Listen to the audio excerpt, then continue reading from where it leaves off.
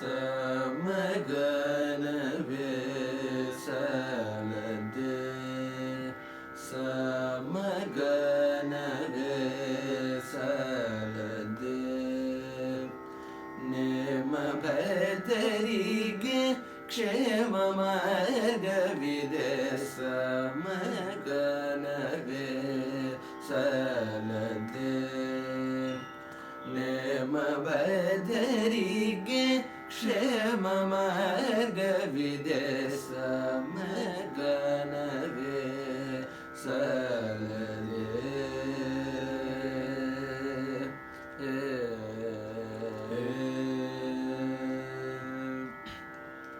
Samajavarada Saraswati Shwara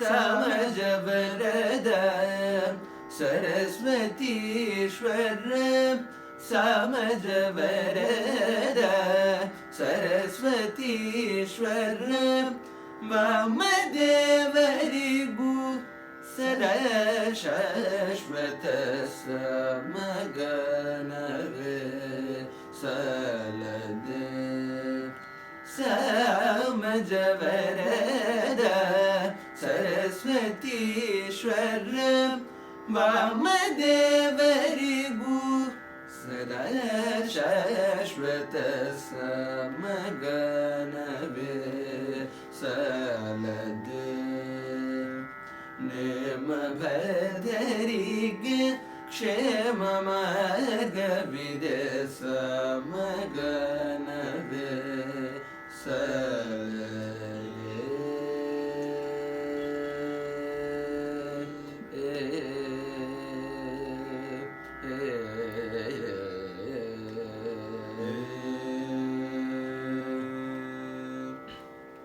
Sangeeta Natya Shubha Samela Sangeeta Natya Shubha Samela Chandogya Kenopanishad Mula Sangeeta Natya Shubha Samela Chandogya Kenopanishad Mula Bringindra Ravi Shashi Manalola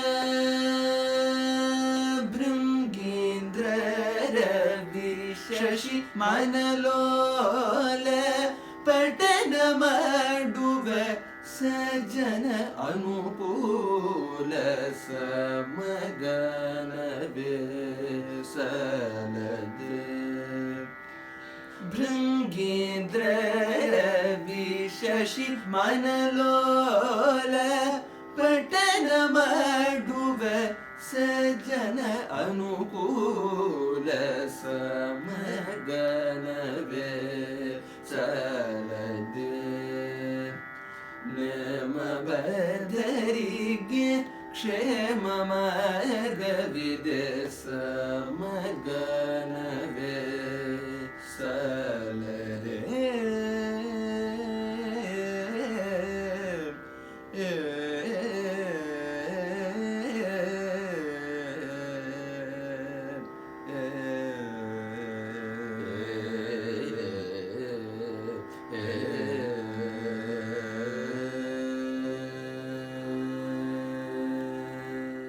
Namaskar and welcome to Namaste 2020, the Global Utsava of Indian Soft Power, brought to you by the Center for Soft Power with support from the ICCR and S. Vyasa University. This morning we have a session on yoga. Yoga, as it was understood in between, became a mere physical practice.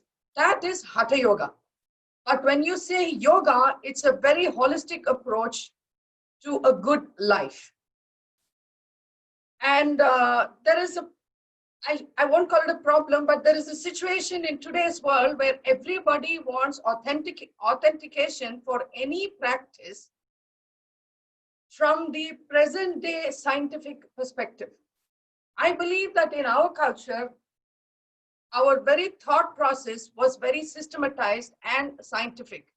Even our spiritual practices were practiced by our rishis in the forest, which were their labs, and the subjects was the very human mind.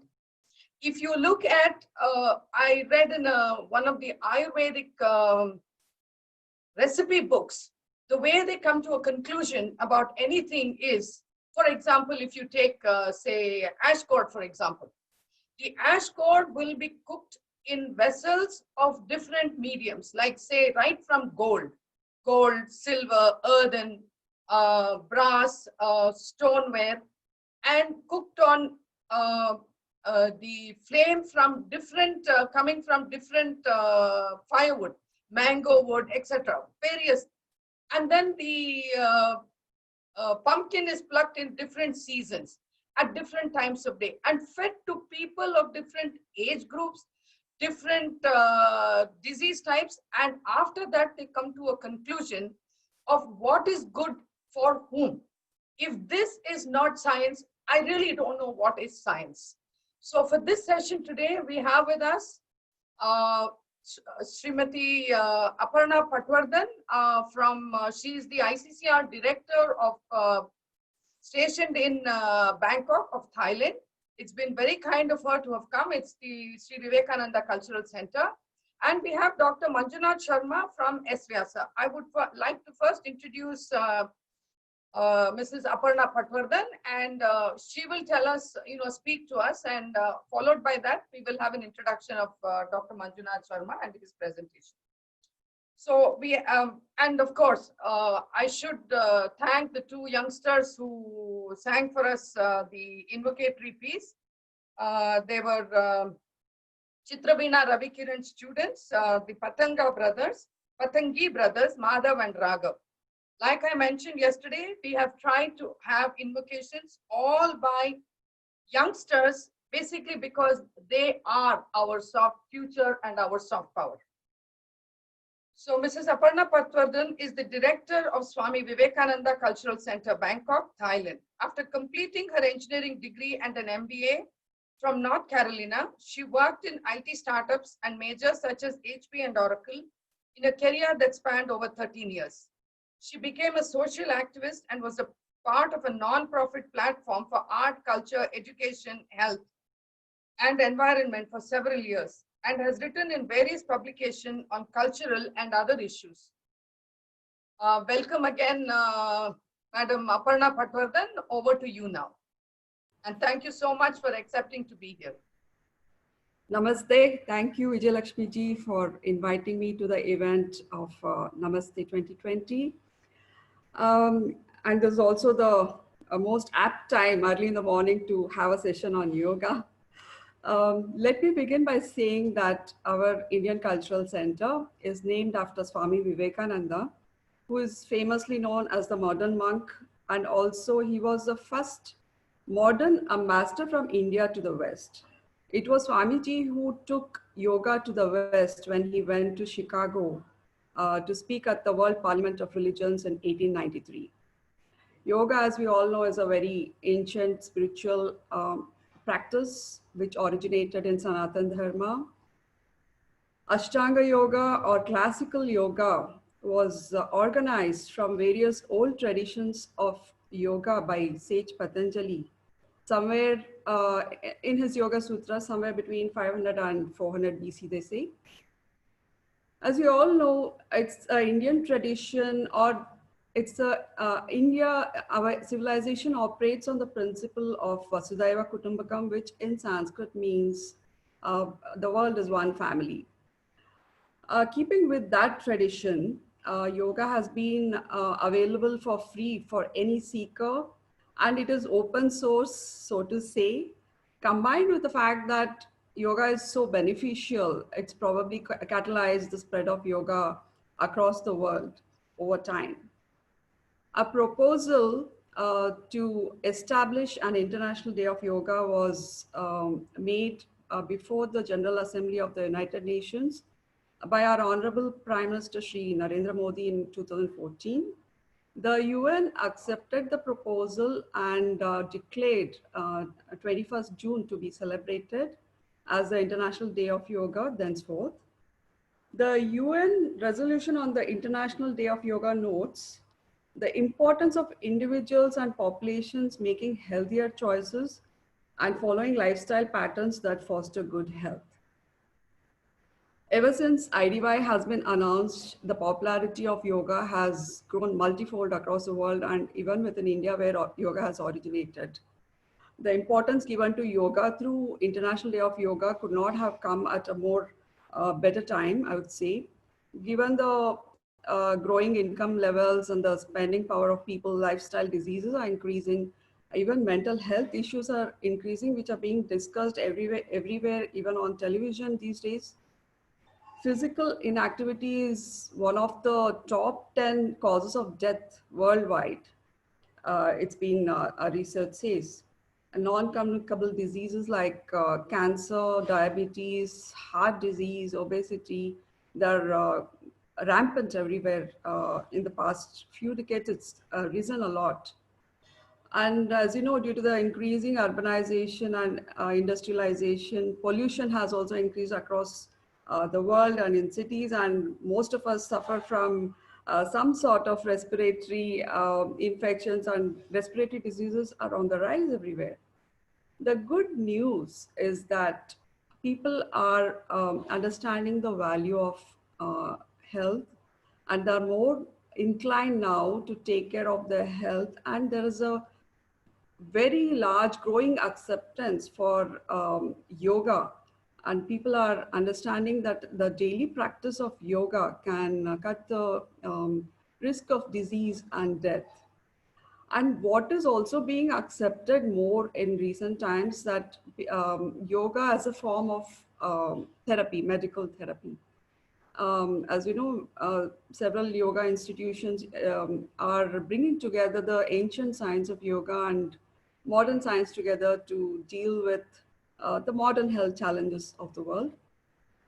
Today, when there is a global health crisis in the form of COVID, I think India offers a very important um, its own traditional sciences of yoga and Ayurveda, which have very good beneficial impact on the immune system of people.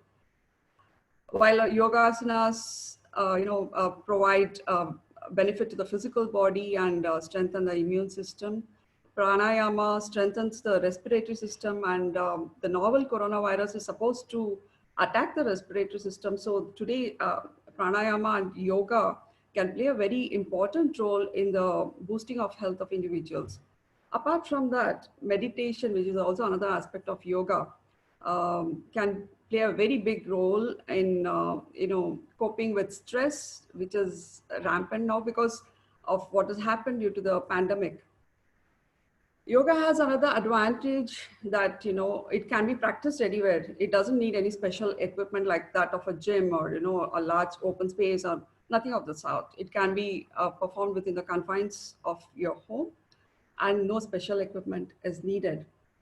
I would like to share a couple of experiences that we had at our cultural center.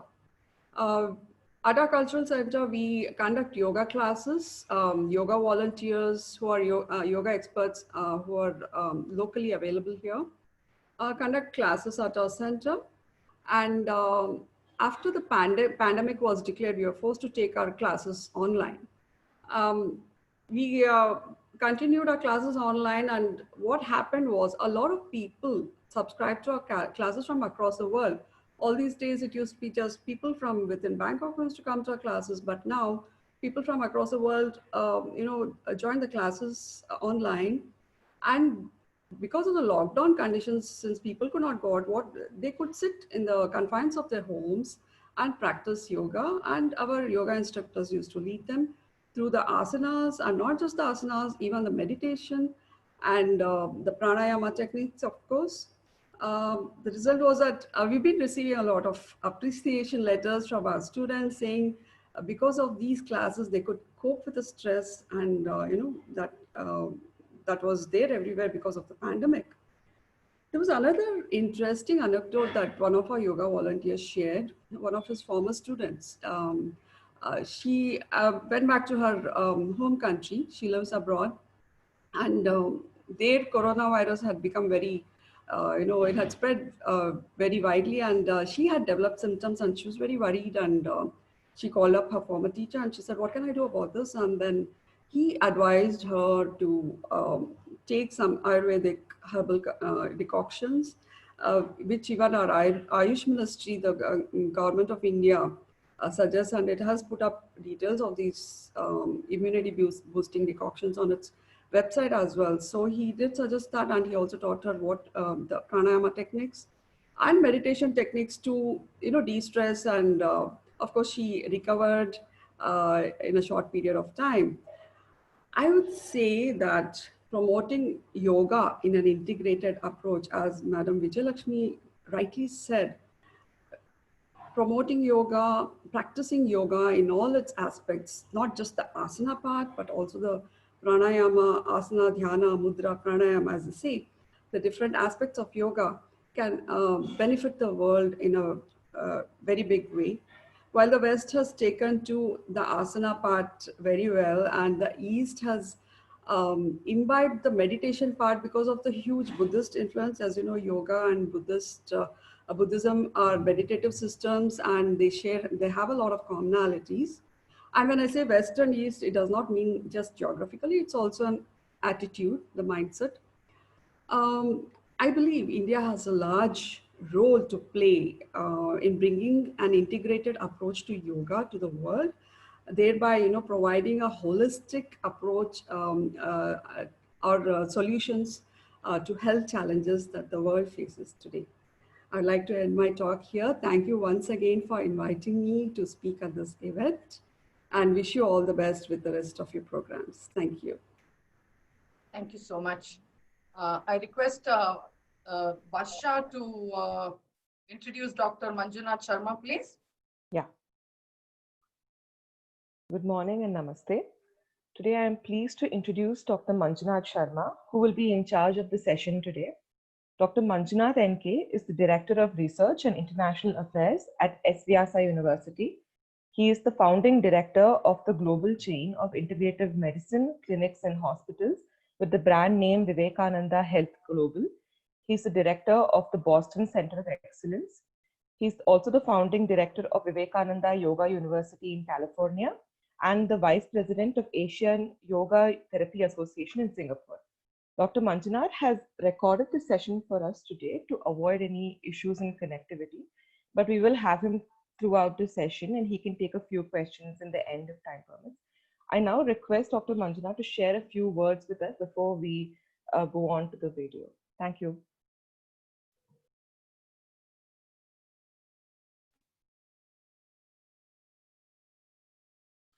Namaste. It's a wonderful occasion for all of us to be here early in the morning in the East and wonderful evening in the West, and of course in the afternoon in between.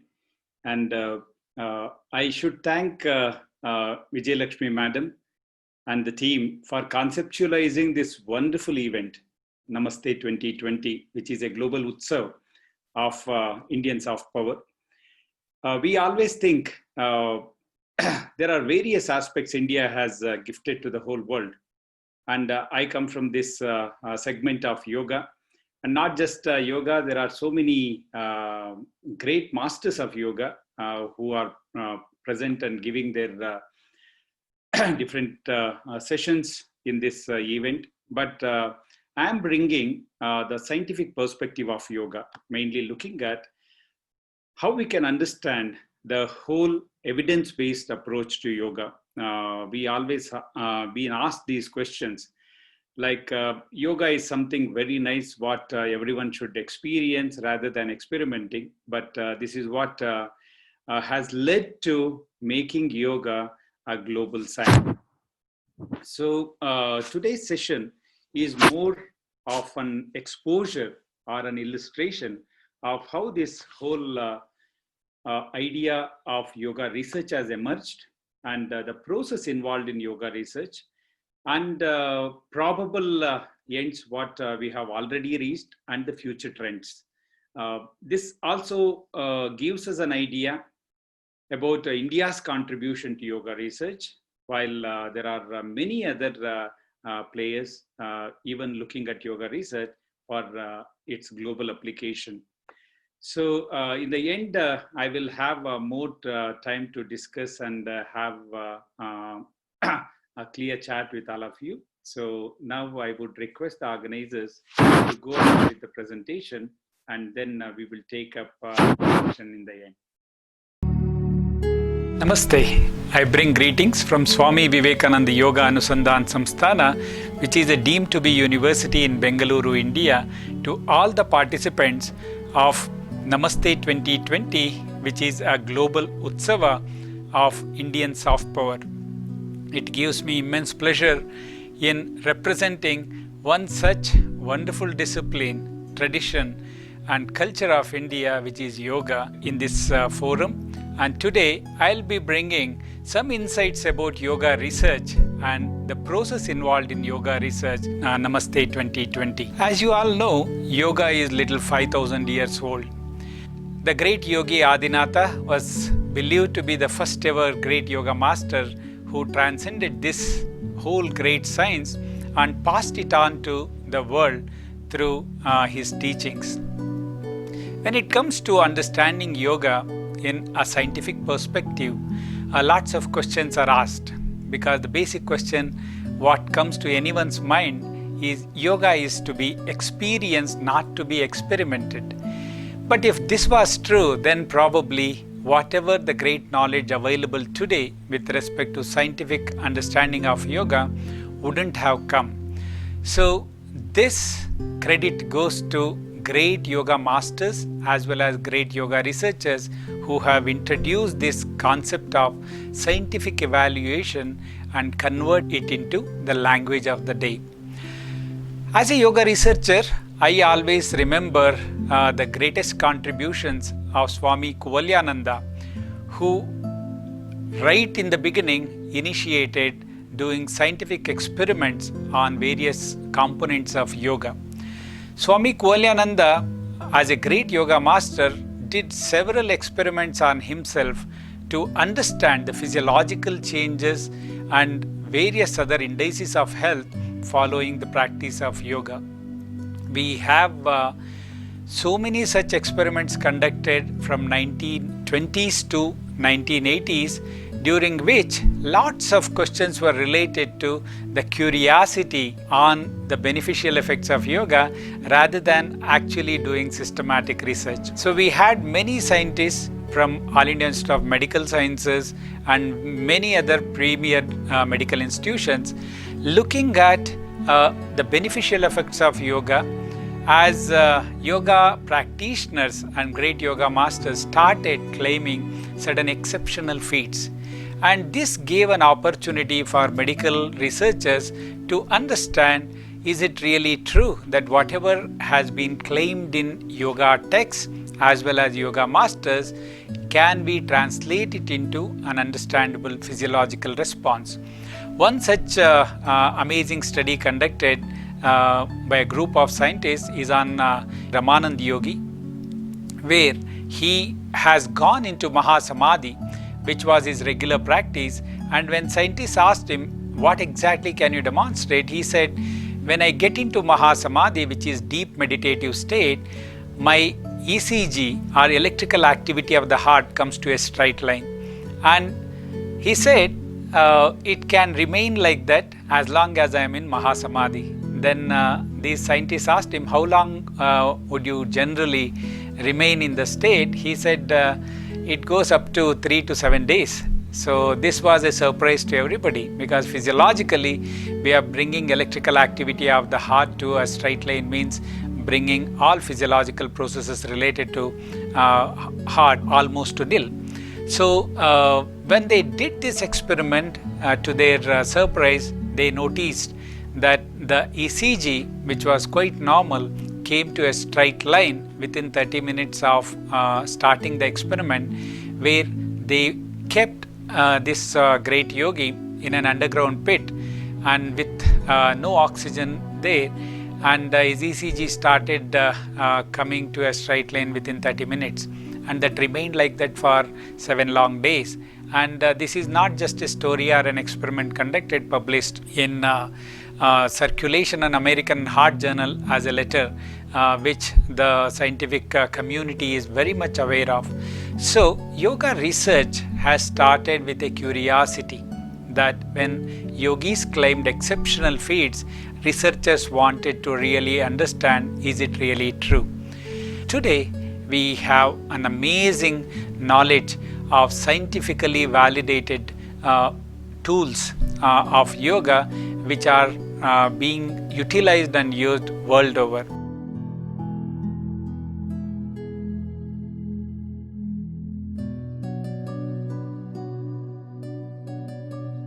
Swami Vivekananda Yoga Anusandhan Samsthana is deemed to be university recognized in 2002. Much before 2002, it was a puristic research organization, research foundation called Vivekananda Yoga Anusandhan Samsthana. The vision was very clear, given by its founder, Dr. H.R. Nagendra, who was a scientist by himself with ME and PhD in mechanical engineering.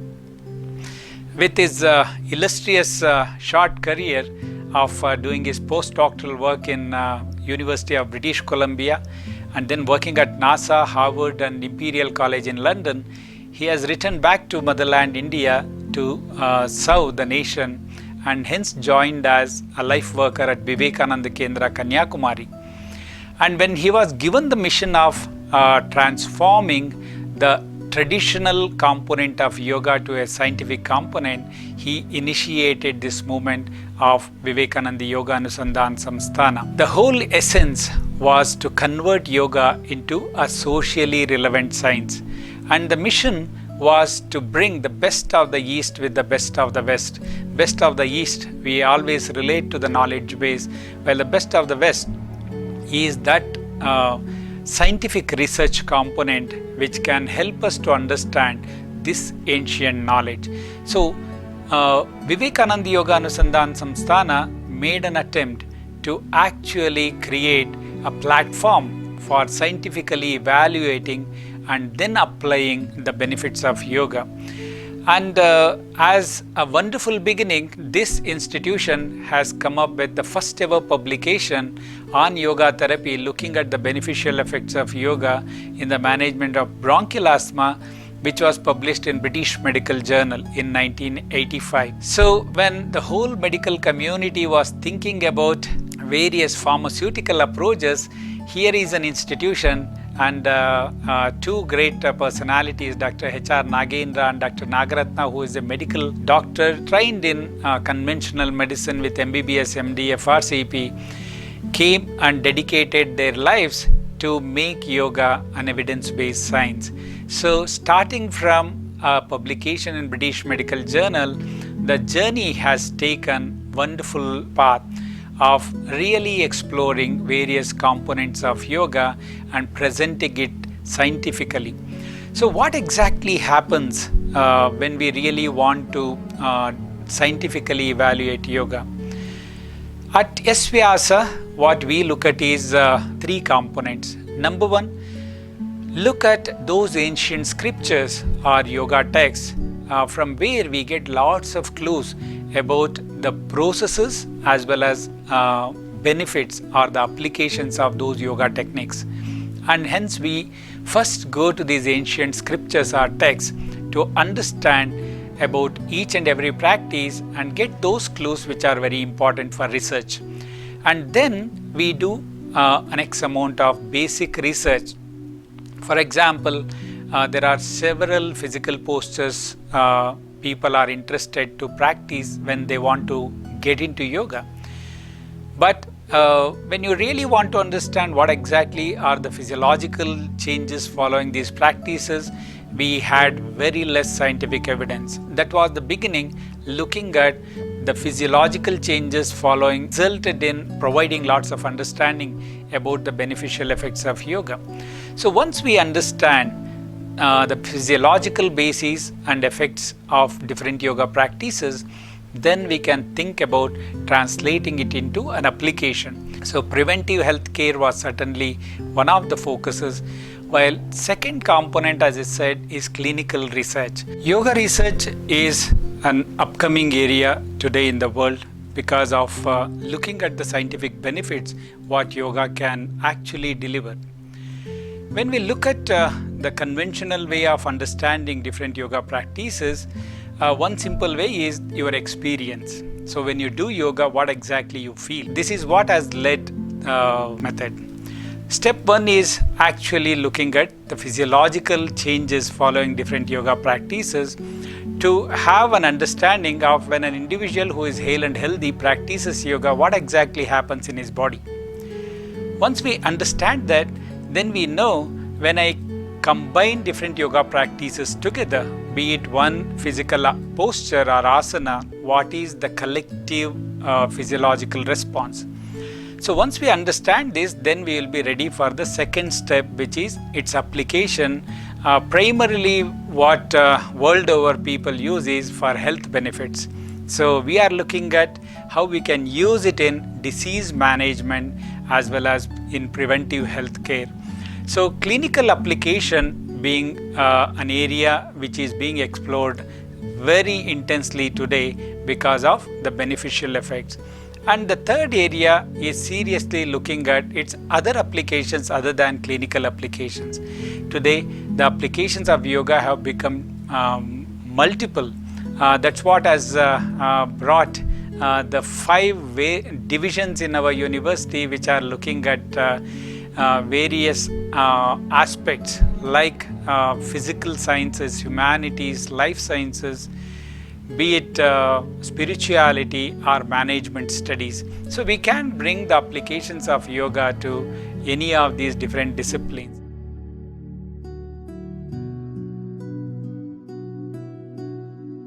At SVYASA, we have the state-of-the-art research facilities called Anveshana Research Laboratories, which is a center for integrative medical research and application.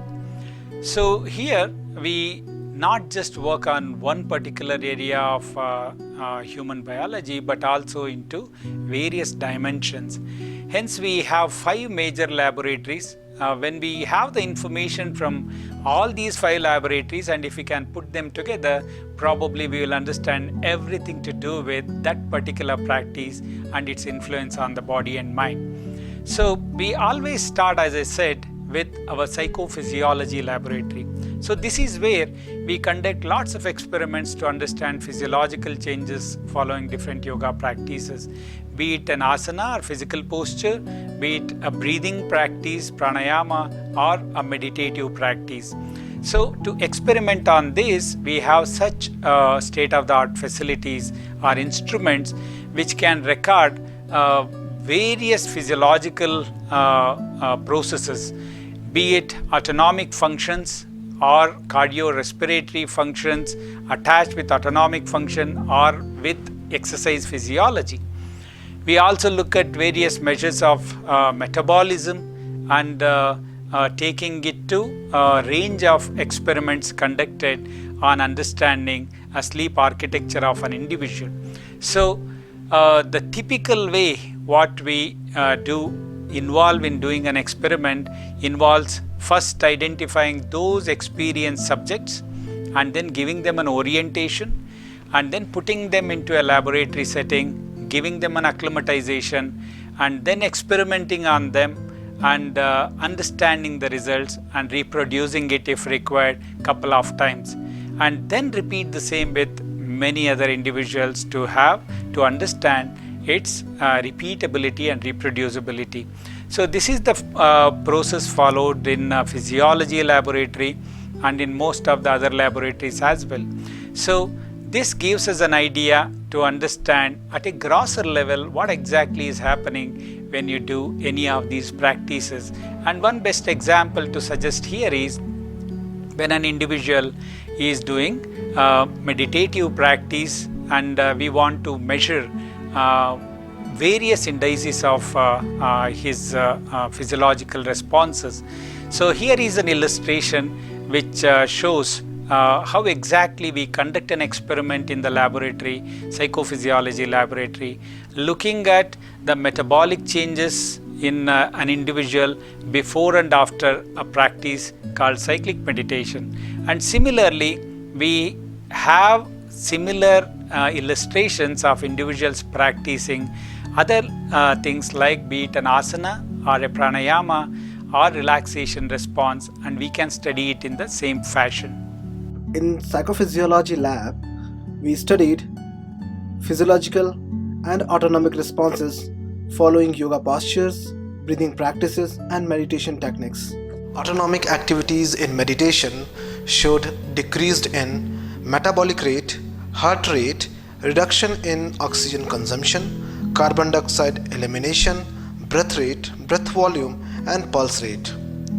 There are few other studies on 4 mental state showed sympathetic withdrawal during dhyana and reduced vagal tone in dharana session. These results suggest meditation induces deep state of physiological relaxation, whereas dharana session improves alertful state of mind that is required for attention and vigilance. So similar to psychophysiology laboratory, we have an amazing cognitive neuroscience laboratory. So the cognitive neuroscience laboratory helps us in understanding once again certain measures related to cerebral blood flow and certain other measures related to electrophysiological changes in the brain, while third group of measurements tells us about how exactly the information processing in the brain is regulated and modified by the practice of yoga. So here we have a couple of instruments such as evoked potentials, EEG, as well as we use imaging techniques like functional near-infrared spectroscopy to understand what is happening in the brain. Earlier, such experiments were conducted using very simple instrumentation which are used in neuropsychology. Today, technology has helped us in understanding them much more precisely. And to understand which part of the brain is active, what exactly is happening in the brain when you are doing a meditative practice, the best tool available today what we use is functional MRI. But there are certain limitations which have been spoken very well when you really want to experiment on various yoga practices.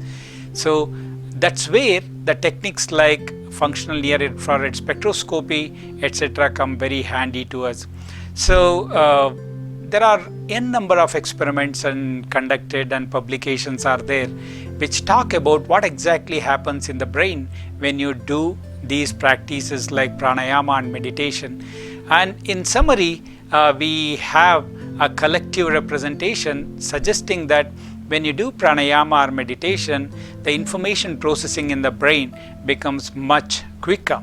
So there are a couple of studies done using evoked potentials suggest that when you do pranayama or meditation, the information processing at mesencephalon and diencephalon, which are those relay centers which actually facilitate information going in and out of the brain, were most activated. So this also suggests that the time taken to process this information was very quick. So the latency what we measure was shorter. At the same time, the amplitude of specific waves recorded from these particular areas of the brain have increased, suggesting that number of neurons recruited for doing this task have increased. So this is an amazing indication using a non-invasive method to understand what exactly happens in the brain when you do meditation. So we have conducted few experiments to look at what happens across different phases of meditation. like everybody believes that meditation is an amazing tool and I should do meditation. But it is a very systematic process, and to really get into the practice of meditation, everybody should actually go through these 4 different phases described in our ancient text. So Patanjali talks about these 4 phases as Chanchalata, Ekagrata, Dharana and Dhyana. So this is where anybody who wants to get into meditation definitely need to go through. For example, each one of us start with a state of mind which is random in nature. So random thinking is the beginning place. So from there when we move, we get into a state of focusing called Ekagrata. So if you want to move further anywhere, the Ekagrata phase is very important. And once you attain Ekagrata or complete a good focusing state, then you get into intense focusing state called Dharana. And once you are in Dharana, then you develop the ability to drop that effort of holding on to that task of focusing, and then you defocus, taking you to meditation. So this is whatever has been described beautifully in our ancient scriptures, and experimentally we can demonstrate the kind of changes what takes place in the brain when you are going through these different phases of meditation. And our cognitive neuroscience laboratory illustrates this ability of understanding the beneficial effects of meditation. To understand the electrical activities of the brain was studied in cognitive neuroscience lab.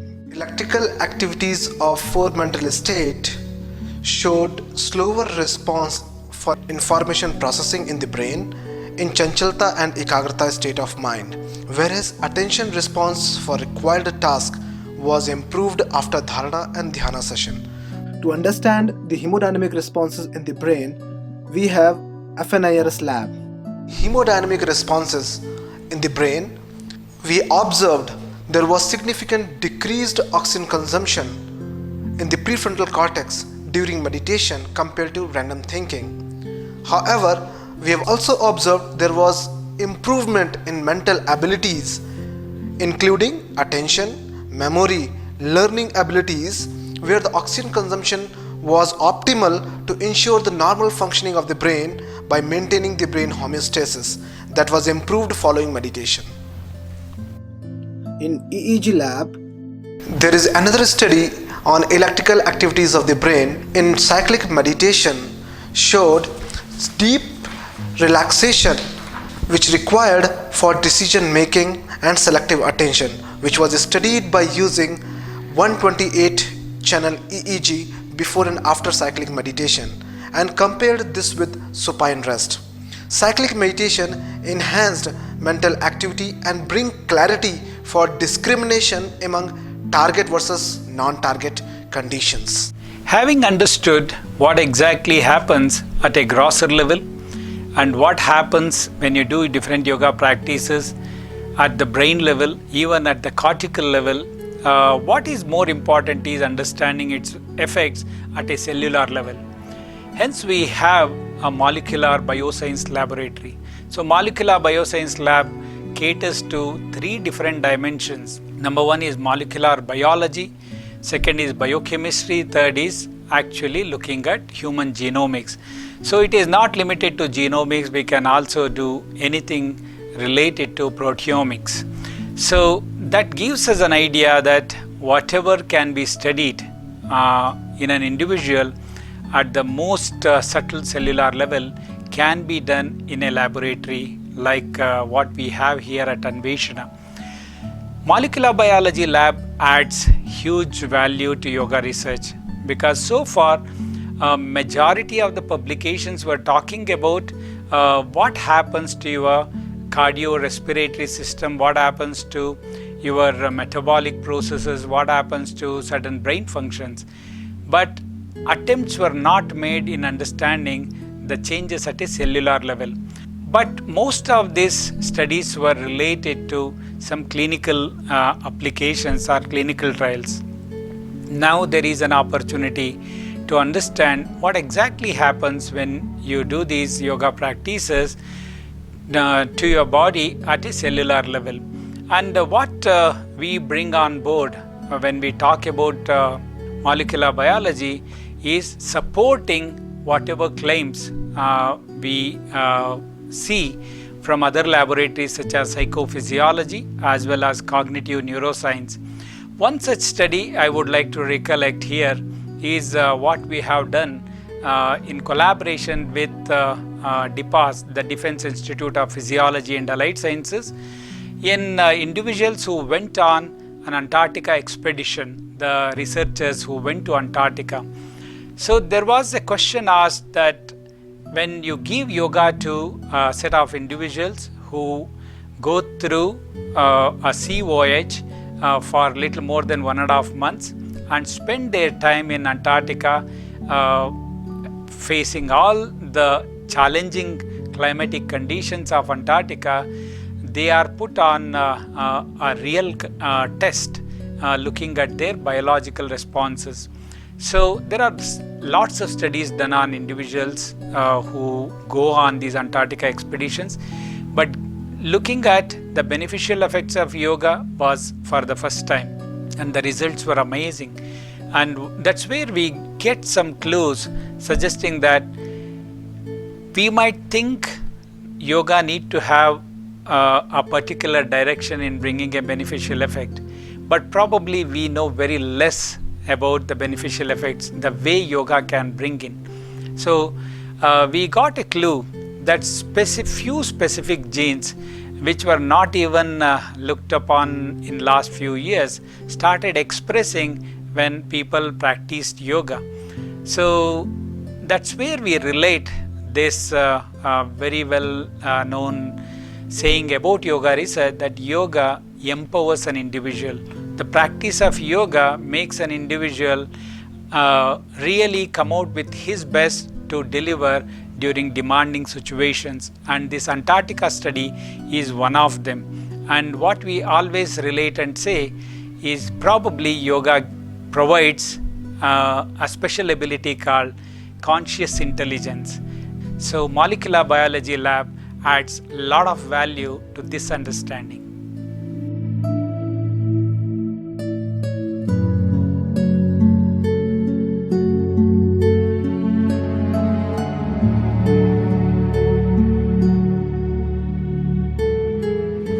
One of the basic definitions of yoga says that yoga is able to bring about homeostasis or samatvam. This homeostasis can be between the mind and the body, and it can be in the different physiological functions and processes. So the effect of this homeostasis is a better regulation of all the processes. How is it able to bring this? You can only get a better regulation of all the processes if it is possible for a system to understand how all the other systems, whatever we are looking at, in addition to that, all the other systems are also functioning. We have seen in one experiment an example of this homeostasis at work. In one experiment where we looked at the gene expression in Antarctic expeditioners, one group practicing yoga and the other group not practicing yoga, we have seen a considerable difference in the genes that are expressed and how the processes and physiology is functioning. One of the most prominent things that we observed from this gene expression study was a change in the energy metabolism. Energy metabolism was diverted in the yoga group in Antarctica to generate more heat, or it was most of the energy or the most of the resource was dedicated to regulation, thermal regulation, rather than the conventional pathway where it goes to generate ATP. This experiment is done as following. Basically, for that we start by extracting the RNA, and this RNA will be further processed to understand the relative gene expression between the yoga practitioners and the non-yoga practitioners. And once we have done the process, we take it to another instrument where we can look at the expression of these genes in the Antarctic expeditioners who were practicing and not practicing yoga.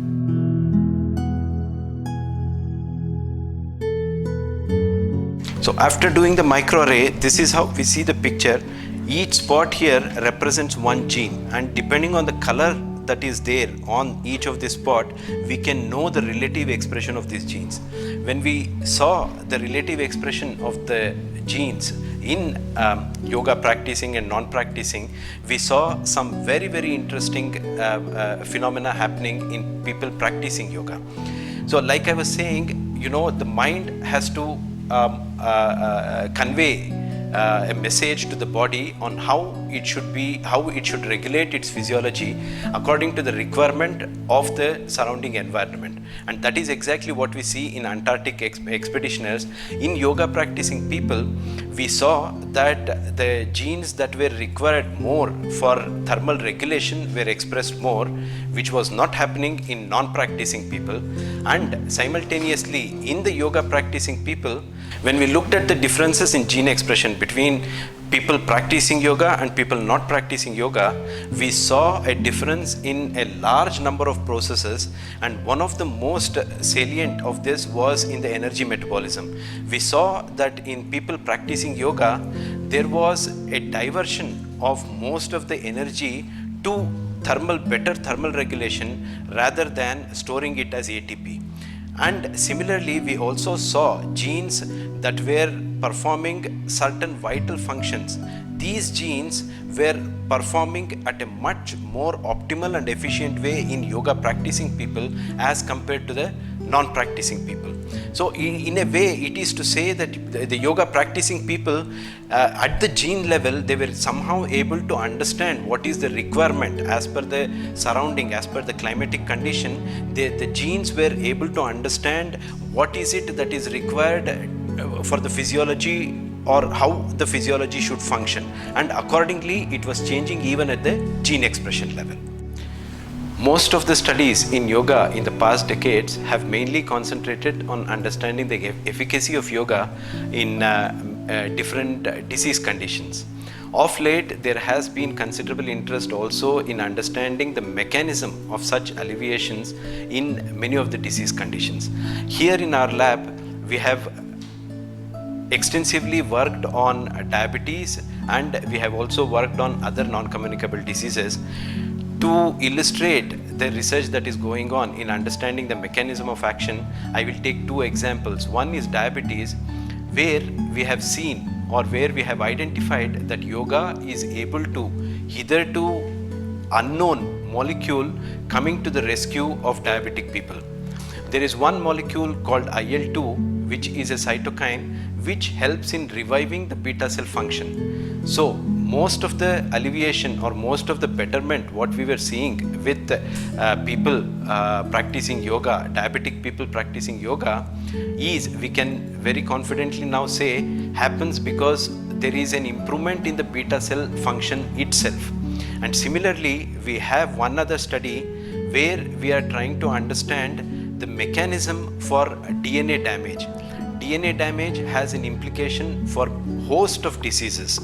To name one common and one prominent disease, cancer is one such disease where we see a implication of DNA damage. And in our lab, through the work of my colleagues, we have tried to understand the mechanism through which yoga helps in reducing the DNA damage. We first observed that there was almost a 30% reduction in DNA damage by practicing yoga.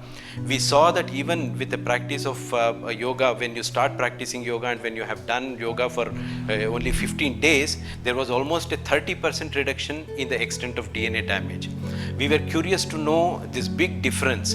What causes this difference? How is yoga able to work at the DNA level, which is one of the molecules that is present inside the cell and inside the nucleus of the cell?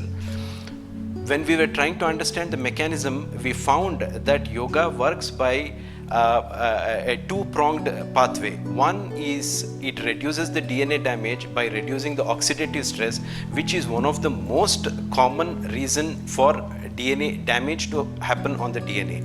And the second was, there was also a concomitant improvement in the DNA repair mechanism itself. So through these two pathways, yoga is able to help, or yoga is able to reduce the DNA damage. So in summary, I would like to say that yoga's effect is not just at the autonomic nervous system and not just at the superficial biochemical markers, but its effect can pervade even within the cell and goes even up to the level of genes and the DNA. Today, if we look at in the scientific literature, we have close to 6,000 publications which are all published in index medical journals. I'm so proud to share with all of you that this one university, S. Vyasa, has produced little more than 650 publications. That amounts to, once again, somewhere little above 11% of world literature coming from one university in India. So India has not just given yoga to the world, India is also giving the scientific understanding of yoga to the world. So today we have several yoga universities within India, though S. Vyasa was the first one to come for functioning, and many institutions, not limited to yoga institutions but also premier medical institutions, getting into yoga research, helping the cause for making yoga more useful and acceptable. And the whole purpose is making yoga a socially relevant science, as I said right in the beginning. And the whole attempt is to make yoga globally acceptable and globally usable. Though the popularity of yoga has made it global already with the declaration of International Day of Yoga, but its scientific validation can really make it usable and applicable to across various disciplines. And that's what the whole attempt of S. Vyasa has been. And we bring that authentication, what is needed for making yoga an evidence-based science. It's a great opportunity participating in this great event, Namaste 2020, which is a global utsav of showcasing that amazing variety of India, which is the true soft power of India. And yoga certainly represent this soft power in much more bigger way. And we are also proud and privileged to be part of this event. And I thank the organizers and each and everybody involved in this great event, which has actually showcased such specialities of India to the global audience. So thank you once again, and we look forward sharing more and more scientific benefits and scientific messages of yoga to the global population. Thank you very much.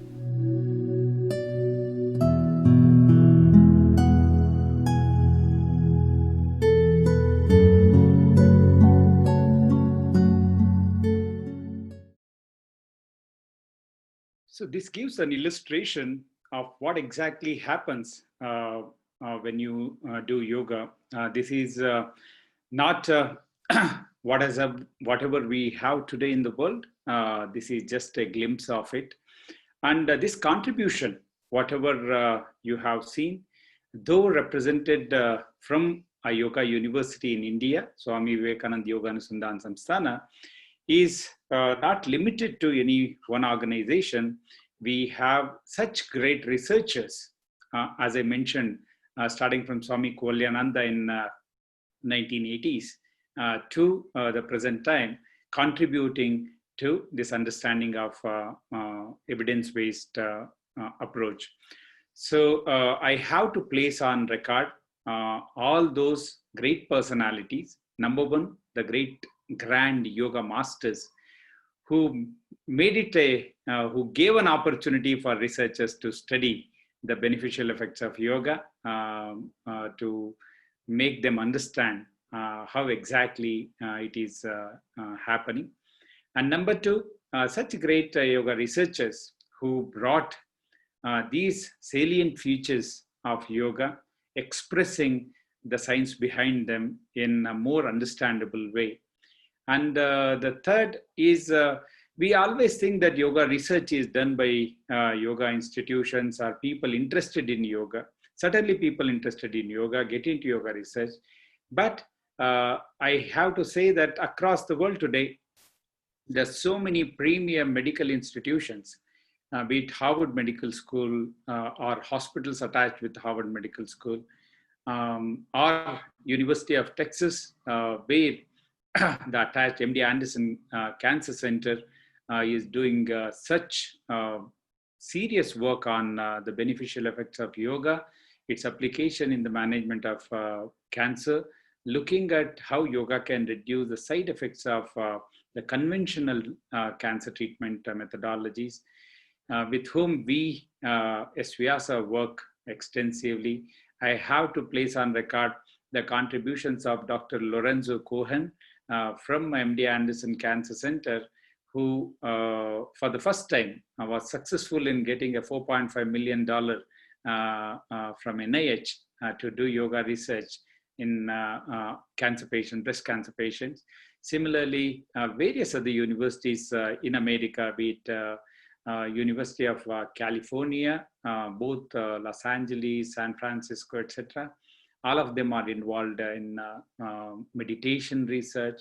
We had some studies on, as was mentioned in the presentation, on DNA repair mechanisms, looking in infectious conditions, and also in outside USA, like in UK and parts of Europe, University of Manchester, University of Nottingham, the College of Medicine in London, etc., have been collaborating for yoga research for long. And across Europe, many institutions, right from Italy to Germany, where a lot of neuro-rehabilitation related research goes on, and various other parts of Europe. Particularly, I would like to mention another study published in British Medical Journal on yoga chanting, looking at the cardiorespiratory indices, particularly the baroreceptor sensitivity, heart rate variability, etc., following two yogic chants, particularly one, of course, taken from Buddhist tradition, the Om Mani Padmeham, and compared with a Christian chant, the Ave Maria. So the beauty of this study was they demonstrated whichever, whether it was Om Mani Padmeham or Ave Maria, these chants probably can induce very deep breathing as you do these practices. So deep breathing is known to induce autonomic activity, moving the autonomic balance to vagal dominance. Vagal dominance suggesting parasympathetic dominance, which actually relaxes our body. So sympathetic arousal depicting stress response generally can be brought down significantly when you do simply deep breathing. And when chanting is one of the best way to induce deep breathing, and this study demonstrated that. So apart from this, this research contribution can be traced back to many small little countries across the world. So don't be surprised if studies are coming from smallest African countries, Southeast Asian countries, Australia, and many other parts of the world. So that shows the interest in understanding the science behind yoga, number one. And number two, its applications.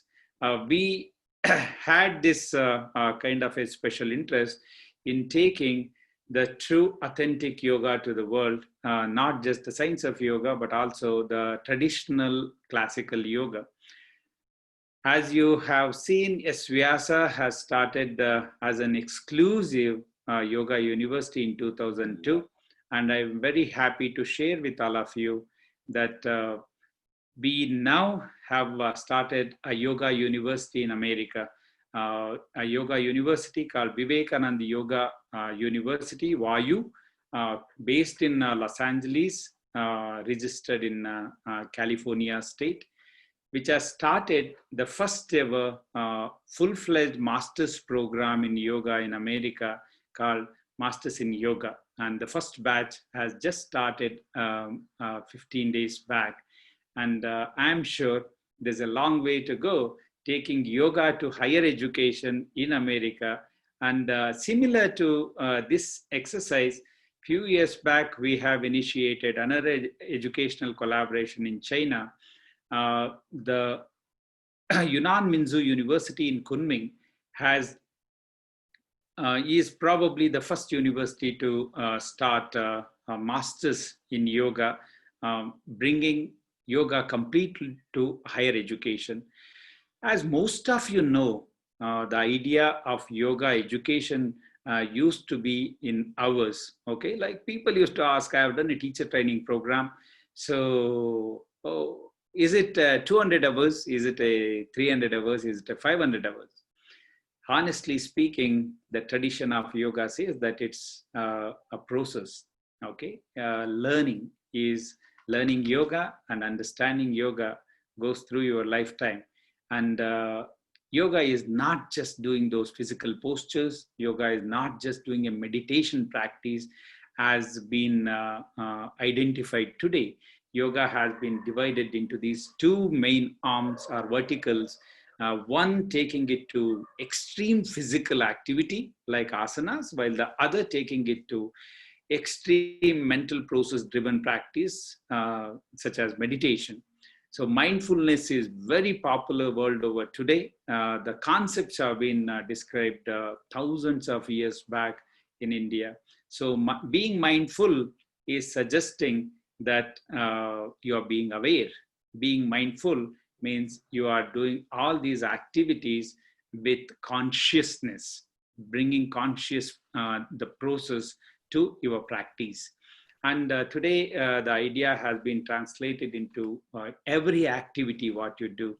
I would like to recollect another great practice coming from this land, Brahma Kumari's Raj Yoga meditation.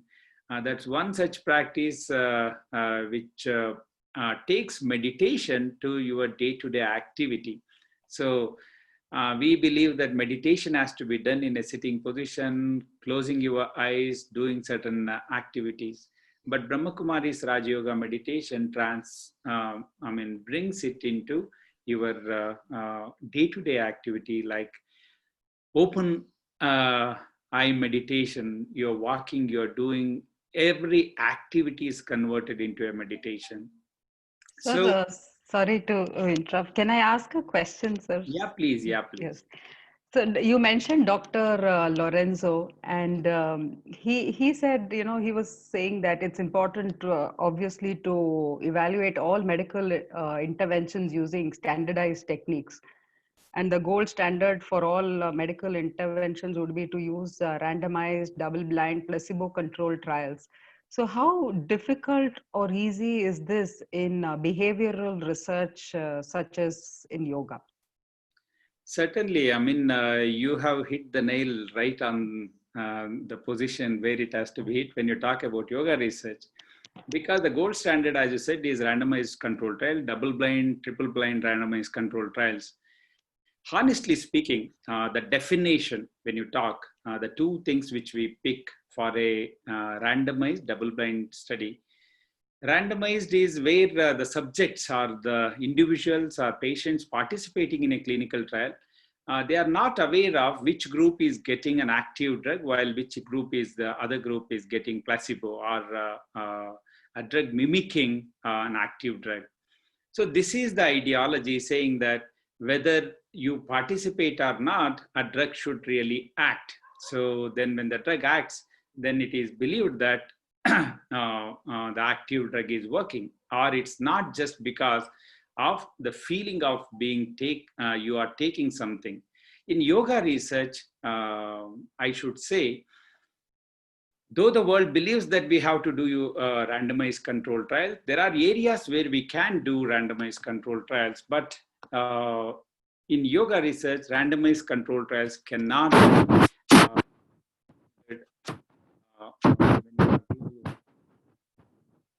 bring the science behind it. because I'll ask one question that the same formula of a patient not knowing what exactly is being given to him is fine when you're giving a tablet or a medicine or whatever it is. But when you are giving a behavioral therapy or when you are giving a yoga intervention or yoga therapy, etc., we want them to be knowing what exactly are the principles behind it, how it's going to benefit them, and what are the processes involved in them. So patient or the subject will be knowing what exactly they are doing. Okay, so randomizing them into two groups where control and experimental is not so easy and simple when you want to do a yoga-based clinical trial. And second problem, what you always place is in blinding. So, like for example, when you do the blinding, the person who is giving the intervention, like the person who is distributing these medicines, etc., is not aware on one part. The investigator is not aware which group is getting which on the second part. And the person who analyzes the data, etc., is also not aware of. Some of these can be brought into yoga research rather than bringing the true randomization process, because it is possible that the person who analyzes can be kept blind and the investigator can be kept blind, because you always will have somebody giving the intervention, like giving yoga to one group and any other control intervention to another group. So this is where sometimes yoga studies are stuck. Sometimes, though you do wonderful studies, you are not able to publish them in premier medical journals or high impact publication journals. So you are right. I should agree that this has been an issue in yoga research, but this should not limit us in doing good yoga research, because we should evolve newer methods of doing yoga studies, invent newer designs which can be probably acceptable to global medical community. Thank you.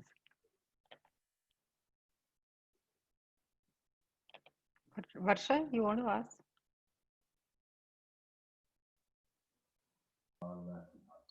Sir, I have a question. Yeah, So when please. you pick patients, what sort of patients do you actually take into study? Do those who have gotten to remission, or those who are in the initial stages? What stage of patients do you take for the study? Well, And also, are they on modern medicine drug treatment, or are they on traditional, like herbal medicine or an Ayurveda? as you know, the kind of people who come to yoga therapy right for last few years have been people who suffer from non-communicable diseases, be it diabetes, hypertension, arthritis, or even musculoskeletal problems, etc., women health, to many others.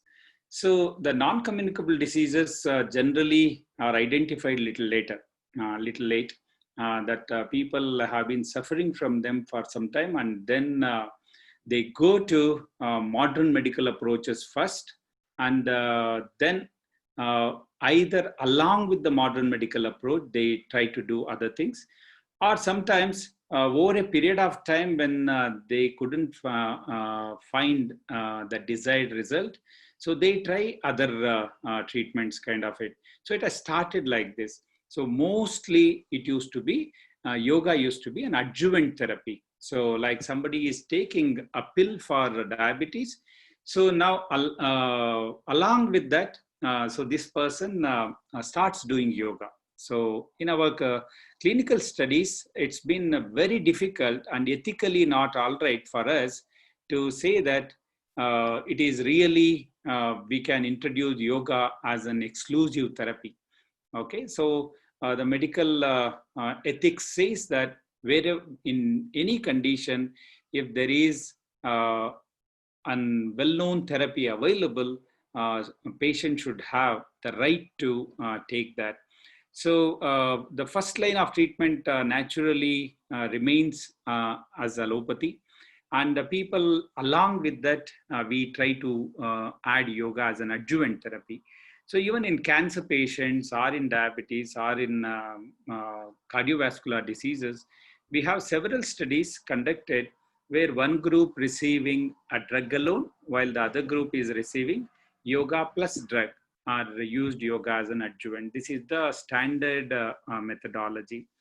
Whereas in other cases in recent times in India and few other countries, in India we have various traditional Indian systems of medicine, with Ayurveda, then yoga naturopathy, and Unani, Siddha, homeopathy, and Sawaringpa, which is a Tibetan medicine. So yoga is being tried in recent times along with other systems of medicine as well. And clinical trials are being conducted using yoga along with the other system of medicine or other system of medicine alone. So there are occasions where we have done exclusive yoga studies where people are not on any medication.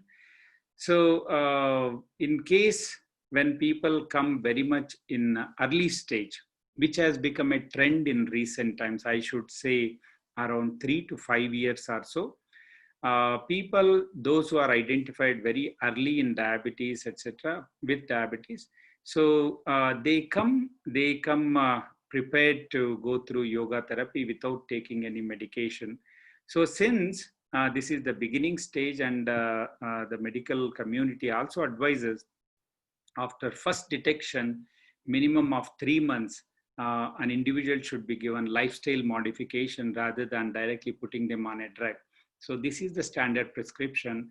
So these are the people on whom we have started doing some clinical trials, giving yoga as a direct intervention. So we use various approaches, but in most of the conditions, these are the chronic cases or chronic patients who are available for clinical research. There is a question for you, sir. Given the current situation, does SVYASA offer online programs for people to interact with it? Yeah, I mean, COVID has, though created a different kind of health issue, but it has opened up lots of opportunities even for the yoga teachers and yoga institutions. SVYASA offers now all its programs online, and we have a simple daily yoga practice can be done. There is a portal, it's available, you can reach there through our website, and you can register and do your daily yoga practice in the morning and evening. There are special yoga therapy programs available for patients online. They can register and do that. And yoga education programs like a 1-month yoga instructor program, teacher training program is online through digital mode. And even various other programs today, which we were offering through distance and open learning mode, have been converted into online or digital mode. So our master's program, bachelor's program, and most of them are being run in an online mode. And admissions are open for all the programs being August, September. So you're most welcome to visit our website, www.svyasa.edu.in, where you get all this information. Thank you so much, sir, for this wonderful morning session. Just to sum it up, I think Dr. Manjunath has told us that neuroscience basically is saying that cognitive and emotional intentionality or sankalpa impacts on our neural pathways and on the function and structure of our brain, if I've understood correctly, sir. We have the capacity to create new neural pathways throughout our entire life, throughout our childhood and adulthood. The previous theories was that it wasn't possible and that the brain didn't have that kind of plasticity. And this gels with a session we had with Dr. Shantala from NIMHANS on mantras and neuroplasticity. Dr. Manjunath Sharma says the advent of new technology in neurosciences, such as MRIs and EEGs, over the last 25 years has enabled us to look more deeply and clearly into our brains and see what is happening inside. And also in our neurobiology in relation to different emotional or mental states or different states during meditation and consciousness. So this intersection of neuroscience and mindfulness, which Dr. Manjunath has brought out so beautifully in meditation and yoga, has been quite profound in terms of understanding exactly what is happening in our neurobiology when we meditate, chant, or do different breathing practices. We're not necessarily changing the yogic practices or mindfulness practices, as the West likes to call it. It has probably just this kind of intense research that is happening at S. Vyasa enables us to see what is going on in the brain and change the way that we lead our lives, putting the onus directly on us to create new ways of living.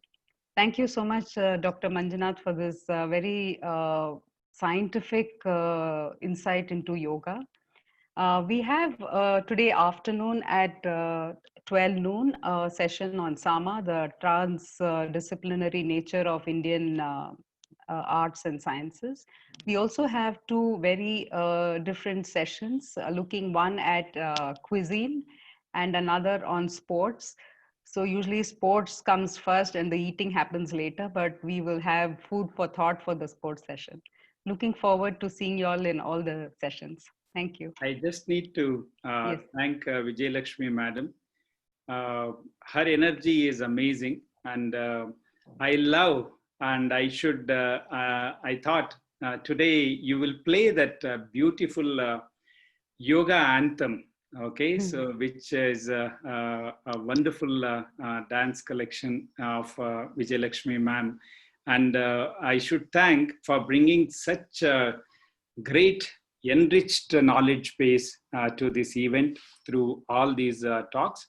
And I place on record the contributions or the vision given to us by our Honorable Guruji, Dr. Nagaratna, our Vice Chancellor, Dr. Ramakrishna, and in particular, all the members of Anveshana Research Laboratories. I'm so proud to have such wonderful dedicated researchers who would have been working probably in many pharmaceutical companies or anywhere else with such illustrious educational backgrounds they have, but they are all here for a cause of yoga. And last but not the least is I had used some of the video clips of the shoot done or a special documentary done by Dr. Sanjay Gupta, a neurosurgeon from US who is also a medical reporter to CNN. And he is another great individual who actually took not just the tradition of yoga, but the science of yoga to the outside world through his documentary on this. Thanks everyone for giving this opportunity and all the organizers. And we will be happy to provide more information if anyone is looking forward. And our email IDs and contact details are available with the organizers. Thank you very much. So we can end with the video since you asked for it. Wonderful, madam. Thank you very much. I'm happy for that. We'll do that just a minute.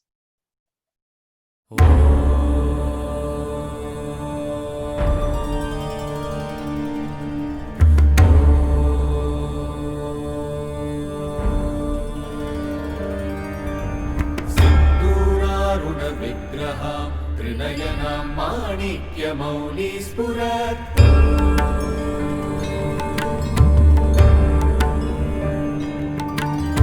तारानायक शेखरा स्मितमुखी मापीन वक्षोरुहा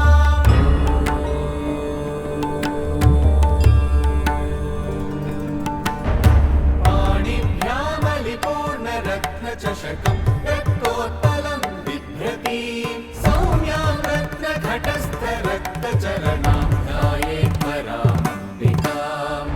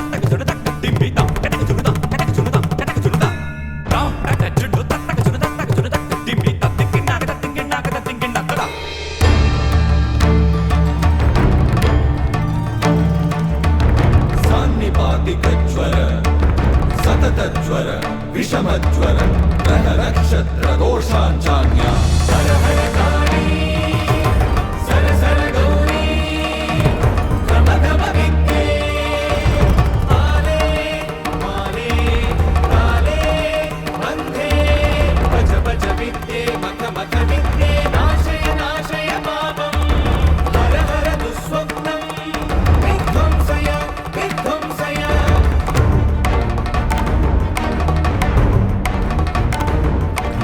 विघ्न विनाशिनि रजनी सन्ध्ये मुन्दुभिनादे मानस्तोषे मानसवेदे शङ्खिनी चक्रिणी वज्रिणी गदिनी शूलिनी अपमृत्युविनाशिनी विश्वेश्वरी द्राविडी केशवदयिते पशुपति सहिते धीममर्दिनि धवनी कामिनी शबरी विराटी वाचक्री